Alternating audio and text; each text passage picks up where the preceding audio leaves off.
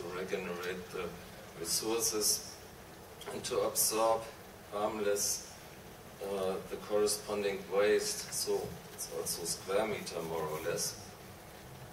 The carbon footprint is a subset of this ecological footprint, and it is defined in gram, for example, as the set of greenhouse gas emissions, which is not only carbon dioxide, caused by an organization, by an event or a product, so you can use this carbon footprint to judge in an ecological way, yes, something like an Aton authority or a whole state or a company, or just an event, like to go out with the service ship and to inspect a light vessel.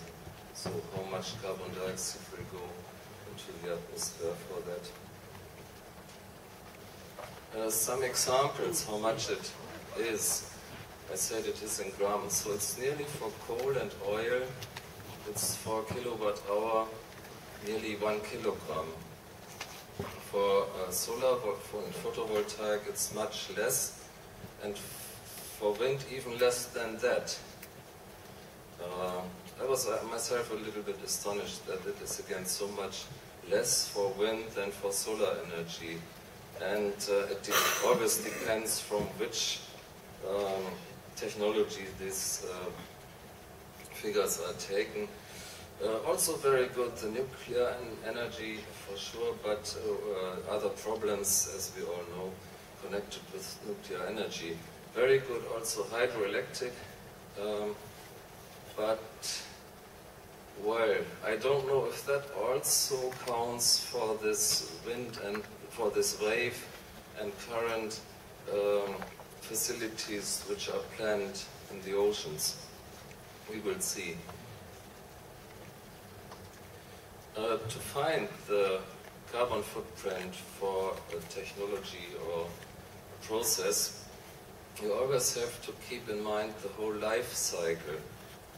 And this is the production of something, the installation, then operation and maintenance, dismantling and recycling. The operation and maintenance is mostly the important thing for us. It's the navigation service. So what we should have is low energy technology and low maintenance technology. Not only the used energy for the lamp itself, but also for the maintenance. As I said, you go out with your service vessel. That can be more to go out every year, let's say 1 or 2 times, than the energy that is consumed by the lamp itself. So you have to see the operation and maintenance circle, and this example shows, for example, how much you can save.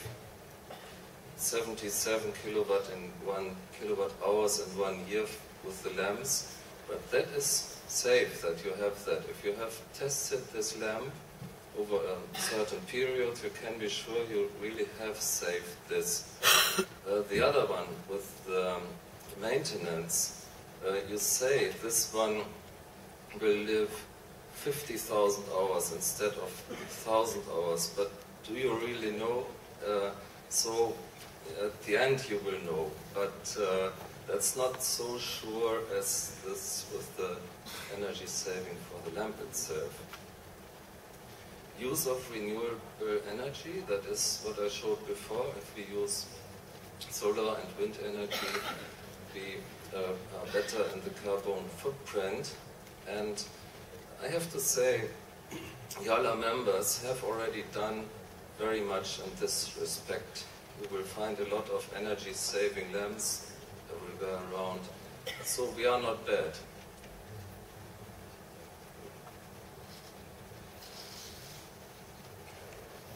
Examples for white light sources, you see LEDs are not always the best. Red and green LEDs very good. We also have a problem that only a part of the light can be used. That depends on for what I use the light. Here is an example for rear light and front light of a leading line. This is already quite a good ratio of this utilizable light and dispersed light. We can also save a lot of energy in the traffic technology with green IT and with the infrastructure around climate control and things like that. And many other issues, but I will not have the time to go into them now. But what I would propose is an environmental management framework, especially for the aids to navigation services may be provided by YALA. The idea is not new, you find it in a YALA guideline already. And in an environmental management framework we have a process like this one. Planning and acting and continual improvement means to go up to every level where you can identify some necessary changes. That is the process behind it, and it will also give some examples how to do it. And I think I leave out this one, where I propose to take the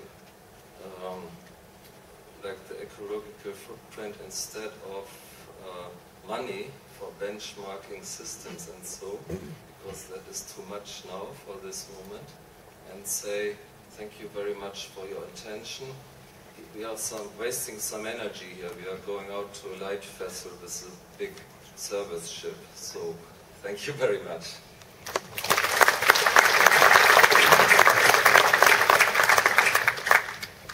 Thank you, Hendrik, for this very nice and detailed and documented presentation. Too bad you didn't have enough time to cover all of your pages. So, the next speaker is Lieutenant Commander James Crawford from the Armada of Chile. Lieutenant Commander Crawford graduated from the Naval Academy in 1993. After a few years navigating, he completed the Littoral Specialization course in 1999 and the Lighthouses Specialization course in 2004. Among his major career achievements, he obtained the Informa Law Prize for the prestige in dissertation after finishing his studies of Master of Science in Maritime Affairs in the World Maritime University in Sweden. His current position is Head of AIDS Navigation Service in the Directorate of Marine Safety, Security and Operation. So the title of this presentation today is Improvement of Navigational Routes in the South of Chile. So let's welcome Lieutenant Commander Crawford. Thank you. Good morning, everyone. I'm Lieutenant Commander James Crawford, and I'm currently working as Head of the AIDS Navigation Service of the Chilean Navy. The Directorate General of the Maritime Territory and Merchant Marine Directorate, as the Chilean Maritime Authority, would like to say that it's a great pleasure to take part in this conference, and it's proud of being one of the 2 South American countries belonging to the Ayala Council. It is a great honor to have the opportunity to share with you the developments and improvements made by the Chilean AIDS Navigation Service in the southernmost maritime routes of our country. Before I introduce my presentation, I would like to thank all the Ayala members who have had signaled to us their support during the difficult time that our country experienced last month, and I would like to say a few words about this disaster that affected our country and our AIDS navigation network.